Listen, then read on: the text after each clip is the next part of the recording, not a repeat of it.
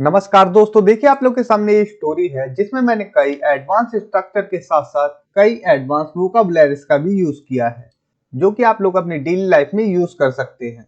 और साथ ही साथ इस वीडियो में जो स्ट्रक्चर है वो भी मैं आप लोग को बताता हुआ चलूंगा। तो सबसे पहले मैं आप लोग को दिखाता हूँ कि आप लोग को किस प्रकार के सेंटेंसेस इस वीडियो के माध्यम से सीखने को मिलेंगे।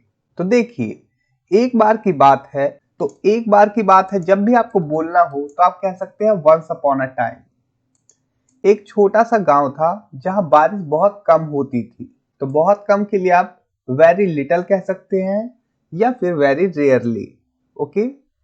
वहां के लोग हर साल बारिश के लिए तरसते थे इसके लिए हम यूज कर सकते हैं लॉन्ग फॉर।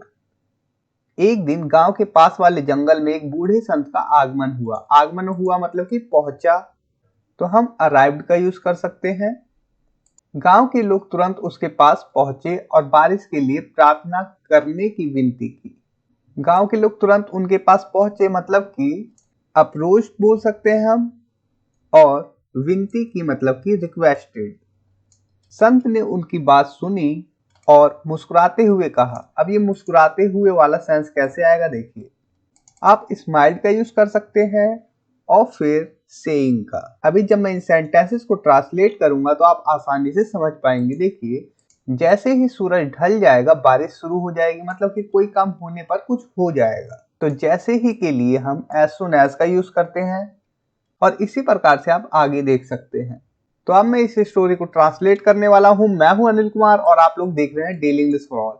और इस स्टोरी को ट्रांसलेट करने से पहले मैं आप लोगों से कहना चाहूंगा, अगर आप लोगों ने अभी तक मेरी ई बुक्स पीडीएफ को बाय नहीं किया है तो डिस्क्रिप्शन में मैं लिंक दे दूंगा, आप लोग जाकर वहां से उन्हें बाय कर सकते हैं। तो अब इस वीडियो को शुरू करते हैं। देखिए, एक बार की बात है, एक छोटा सा गांव था जहां बारिश बहुत कम होती थी। यहां तक बनाते हैं। एक बार की बात है तो हम बोलते हैं once upon a time. Once upon a time एक छोटा सा गांव था तो हम बोलते हैं there was a small village.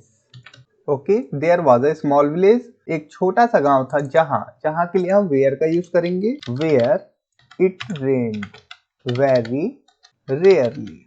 अब देखिए, बारिश बहुत कम होती तो हमने बोला वेयर जहां इट रेन्ड। यहां पर हमने देखिए सिंपल पास्ट का यूज किया क्योंकि स्टोरी टेलिंग में हम सिंपल पास्ट का यूज कर सकते हैं। और वेरी रेयरली का यूज किया मतलब कि बहुत ही कम मात्रा में।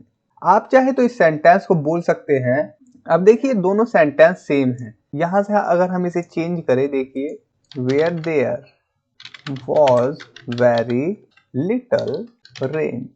तो आप इस प्रकार से भी बोल सकते हैं where it rained very rarely, या फिर आप इस प्रकार से बोल सकते हैं वेयर देयर मतलब कि जहां वहां वॉज वेरी लिटल रेन, जहां बारिश बहुत कम होती थी। तो यहाँ पर मैं आप लोग को बताऊं, जब हम यूज करते हैं वेरी रेयरली तो इसका मतलब है कि बारिश कभी कभार होती थी, मतलब कि बारिश का होना बहुत दुर्लभ था, बहुत मुश्किल से होती थी, ऐसा सेंस है। और जब हम बोलते हैं वेरी लिटल रेन तो इसका मतलब है कि बारिश होती थी लेकिन बहुत कम मात्रा में। बारिश का होना दुर्लभ था नहीं, इसका मतलब है कि बारिश होती थी लेकिन बहुत कम मात्रा में। तो इतना डिफरेंस है इन दोनों में, वेरी रेयरली या फिर वेरी लिटल रेन। वहां के लोग हर साल बारिश के लिए तरसते थे। यहां तक बना देते हैं the people of the village. ये हो गया गांव के लोग, the people of the village. Long four, long four का यूज करते हैं हम किसी चीज के तरसने के लिए। ओके, क्योंकि पास्ट की बात है इसलिए हमने लॉन्ग फोर का यूज किया है। Rain every year. तो ये आपका सेंटेंस हो गया। अब आप चाहे तो इस सेंटेंस को इस प्रकार से भी बोल सकते हैं the people there long for rain year. तो आप चाहे तो इस प्रकार से बोले चाहे इस प्रकार से, दोनों का मीनिंग लगभग सेम है लेकिन थोड़ा सा अंतर है, मैं आप लोग को बता देता हूँ। तो देखिए, the people of the village गांव के लोग, लॉन्ग फॉर तरसते थे, रेन बारिश के लिए, एवरी ईयर हर साल। और यहाँ पर देखिए द पीपल देयर वहां के लोग, इसका मतलब है वहां के लोग लॉन्ग फॉर रेन बारिश के लिए तरसते थे, एवरी ईयर हर साल। तो दोनों का मीनिंग लगभग सेम है। यहाँ पर हमने ये जो बोला है ऑफ द विलेज, ये एक प्रीपोजिशनल फ्रेज है जो कि स्पेसिफिक जानकारी दे रहा है कि गांव के लोग। हमने यहाँ पर क्या बोला, वहां के लोग, पीपल देयर। ये देयर भी कहाँ की जानकारी दे रहा है, गांव के लोगों की ही, क्योंकि हम एक स्टोरी टेलिंग कर रहे हैं। ओके, तो हमें पता है हम गांव की ही बात कर रहे हैं, जहाँ बारिश बहुत कम होती थी, वहां के लोग बारिश के लिए तरसते थे। तो हम इसका भी यूज कर सकते हैं, पीपल देयर मतलब कि वहां के लोग। और यहाँ पर देयर जो है ये जगह की ओर इशारा कर रहा है, जगह को इंडिकेट कर रहा है। एक दिन गांव के पास वाले जंगल में एक बूढ़े संत का आगमन हुआ, मतलब कि एक बूढ़ा संत आया गांव के पास वाले जंगल में। तो एक दिन मतलब one day an old sag arrived in the forest near the village.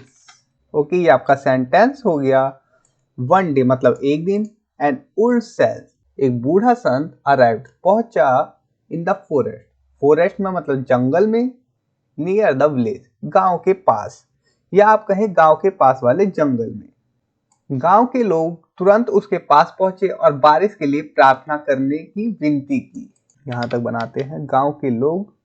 तो गांव के लोगों के लिए आप सीधा ये भी बोल सकते हैं द विलेजर्स। ओके, विलेजर्स मतलब गांव के लोग। इमीडिएटली अप्रोच हिम उसके पास पहुंचे and requested that he pray for rain.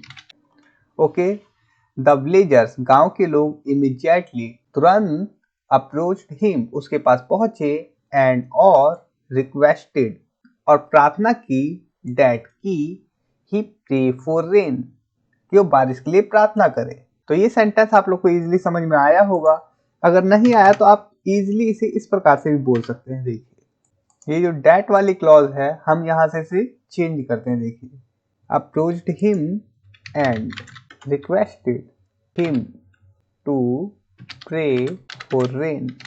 अब देखिए इस सेंटेंस में हमने क्या किया, यहाँ पर ये डैट वाली क्लॉज है और यहाँ पर हमने टू से इसी सेंटेंस को बना दिया यूज करके। ओके, तो ये वाला स्ट्रक्चर जो है ये आप कैजुअली ज्यादा यूज करते हैं, मतलब कन्वर्सेशन में, और ये वाला फॉर्मली ज्यादा यूज किया जाता है। संत ने उनकी बात सुनी और मुस्कुराते हुए कहा, जैसे ही सूरज ढल जाएगा बारिश शुरू हो जाएगी। यहां तक बनाते हैं the sage listen to him to them. Okay, संत ने उनकी बात सुनी एंड स्माइल्ड और मुस्कुराया, सेइंग मुस्कुराते हुए क्या कहा, जैसे ही सूरज ढल जाएगा, मतलब एज सून एज जैसे ही द सन सेट्स सूरज ढलता है, इट विल स्टार्ट रेनिंग बारिश होने लगेगी। ओके, जैसे ही सूरज ढलेगा बारिश होने लगेगी, लेकिन एक शर्त है, आप सभी को इस बीच दया और प्रेम का प्रदर्शन करना होगा। यहां तक बना देते हैं, लेकिन एक शर्त है मतलब but there is a condition, लेकिन एक शर्त है। क्या शर्त है, आप सभी को, you all must show acts of kindness and love in the meantime. Okay, but there is a condition, लेकिन एक शर्त है, यू ऑल आप सभी को, must show acts of kindness दया का प्रदर्शन दिखाना है या दिखाना चाहिए, मस्ट दोनों सेंस देता है, एंड लव और प्यार, इन द मीन टाइम इसी बीच, मीन टाइम मतलब इसी बीच दया और प्यार का प्रदर्शन दिखाना होगा, शो करना होगा। द विलेजर्स मतलब गांव वालों ने, ईगरली उत्सुकता से, एक्सेप्ट किया, द सेज वर्ड्स मतलब संत की बात, एंड स्टार्टेड और शुरू किया या करने लगे, परफॉर्मिंग स्टार्ट के बाद हम वर्ब के आईएनजी फॉर्म का यूज करते हैं, जिसका मतलब होता है कोई काम करने लगना। ओके, परफॉर्मिंग मतलब कि प्रदर्शन करने लगे, स्मॉल ऑफ काइंडनेस। ओके, ये आपका सेंटेंस हो गया। द विलेजर्स ईगरली गांव वाले उत्सुकता से, एक्सेप्ट किया, द सेज वर्ड संत की बात, एंड स्टार्ट परफॉर्मिंग और परफॉर्म करने लगे या प्रदर्शन करने लगे, स्मॉल एक्ट्स ऑफ काइंडनेस के मतलब दया के छोटे छोटे काम। एक ने अपनी बूढ़ी माँ की मदद की, एक ने भूखे को खाना खिलाया और एक ने गांव के झगड़े को सुलझा दिया। तो एक ने मतलब कि one helped his elderly mother, और एक ने तो हम बोल देते हैं another, मतलब कि दूसरा, fed the hungry, भूखे को खाना खिलाया, and one, और एक, solved a conflict in the village.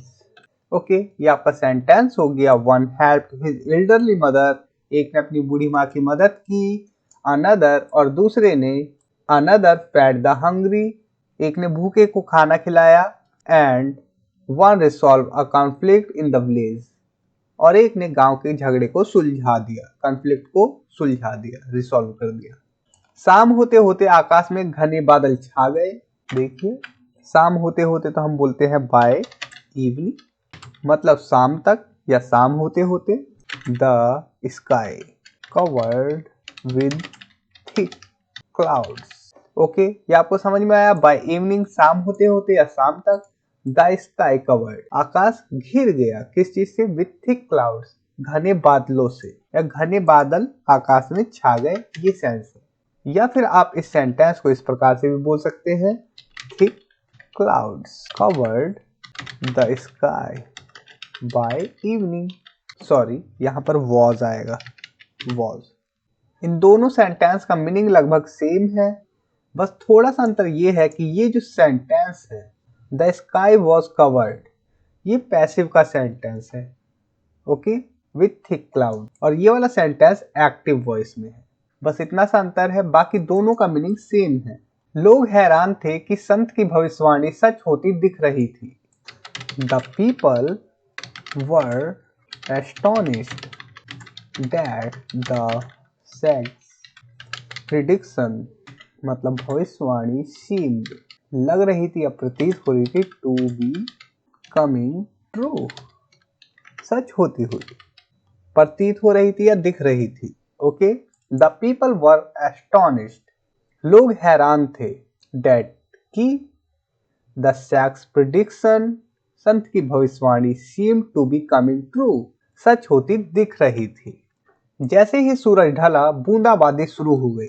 जैसे ही, तो as soon as the sun set, जैसे ही सूरज ढला, इट स्टार्टेड रेनिंग, बूंदाबांदी शुरू हुए तो ड्रिजलिंग बोलेंगे, drizzling. Okay, it started drizzling, drizzling मतलब कि बूंदाबांदी, कम बारिश होना.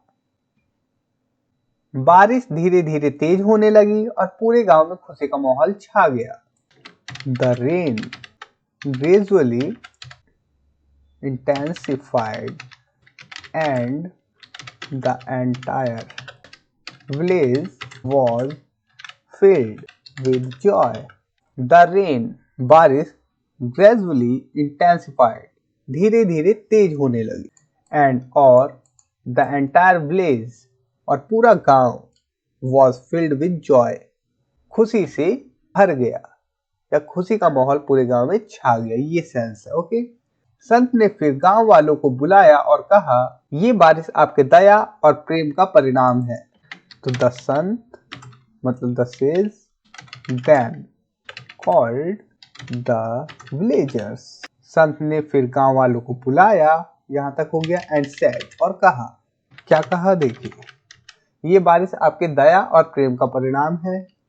तो this rain is the result, ये बारिश परिणाम है, यहां तक हो गया.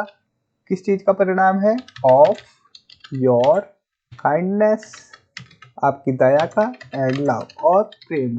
ओके, जब आप एक दूसरे की मदद करते हैं तो प्रकृति भी आपकी मदद करती है. जब मतलब when you help each other, जब आप एक दूसरे की मदद करते हैं, नेचर ऑल्सो हेल्प्स यू, तो प्राकृतिक भी आपकी मदद करती है. इस घटना के बाद गांव वाले संत के आशीर्वाद से समृद्ध हो गए और उन्होंने हर साल दया और प्रेम का महत्व समझते हुए जीवन जीने का संकल्प लिया. This event, after this event, इस घटना के बाद, द विलेजर्स, गांव वाले, prospered with the sage blessing and understood the importance of the kindness and love. After this event, इस घटना के बाद द विलेजर्स, गांव वाले, prospered with the sales blazing, मतलब कि समृद्ध हो गए। किससे समृद्ध हुए? ब्लेसिंग से, संत के आशीर्वाद से। एंड और अंडरस्टूड, और समझ गए the importance of the kindness, और उन्होंने हर साल दया प्रेम का महत्व समझते हुए जीवन का संकल्प लिया। यही चीज है। और मैं आप लोग को यहाँ बताना चाहूँ, हमेशा हिंदी के ऊपर मत जाइए, ये देखिए कि आप सेंस क्या बोलना चाहते हैं इंग्लिश में। ओके, तो दोस्तों, अगर आप लोगों ने अभी तक मेरी ई बुक PDF को बाय नहीं किया है तो मैं आप लोगों से कहना चाहूंगा, डिस्क्रिप्शन में मैं लिंक दे दूंगा, तो आप लोग जाकर वहां पर PDF को बाय कर सकते हैं। और मैं कहूंगा कि PDF बंडल को बाय करें, जिससे आप लोग की इंग्लिश काफी इंप्रूव हो जाएगी और काफी जल्दी आप लोग इंग्लिश को आसानी से समझने लगेंगे। तो दोस्तों, अब मैं मिलता हूँ नेक्स्ट वीडियो में। इस वीडियो पे मैं टारगेट करता हूँ सिर्फ 300 लाइक के। 300 लाइक कर देना, बस आप लोग को इस वीडियो को शेयर करना है। लाइक्स अपने आप हो जाएंगे अगर वीडियो अच्छी होगी तो। Thanks for watching, take care, bye.